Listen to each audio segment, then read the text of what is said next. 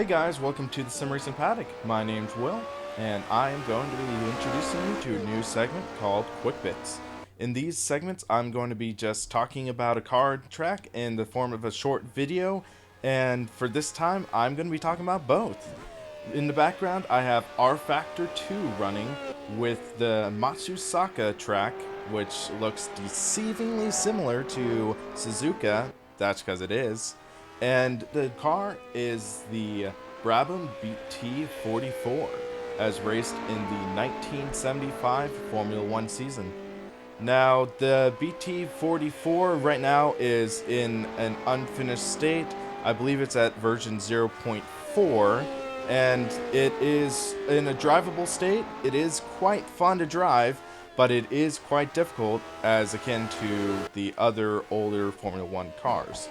You have to have a very delicate right foot, because if you put the gas down too hard, that V12 engine is going to quickly send you shooting into a wall, backwards, or both. Now, this is a fun car, and I give props to rFactor and Image Space Incorporated for putting out the car even in an unfinished state.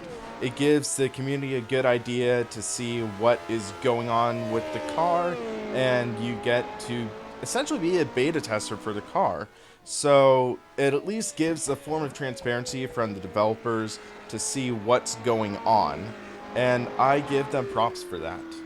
So this track is one of Wuchu's creations, and for those of you who don't know who Wuchu is, he also made the highly popular Longford circuit that was also released as a third-party affiliate circuit.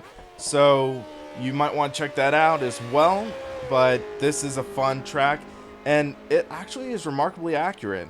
I've done quite a few races and have a couple wins on the iRacing laser scan circuit at the track, and when I got into this car on this track, it really clicked well in the same way iRacing's version did, where I didn't have to have any suspension of disbelief or anything of that sort to drive the track, and it became second nature to me within 1 or 2 laps.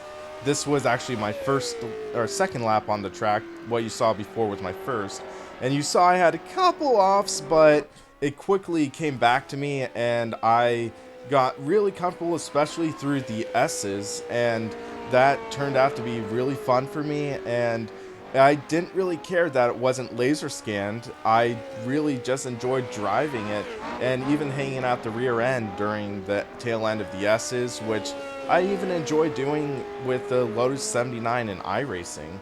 But with this being the challenging circuit it is, you really want to be careful, especially in some of the turns, especially leading up to the tight hairpin, because you're going to be going at a high rate of speed, and usually you want to start braking before you hit the after you hit this kink.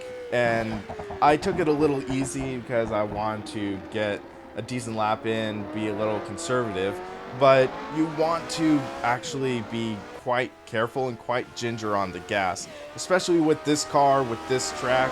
It's easy to disrupt the car with the turns, and you just want to be able to be smooth, and with all these different high speed corners mixed with low speed, you want to be careful. So these are just some of my quick thoughts on Matsusaka, and the Brabham BT44. I'm not going to put this car on the SimCar rankings board because it is in an unfinished state, but it is already a blast to drive, and I recommend anyone who has the Steam version of rFactor 2 to give it a try.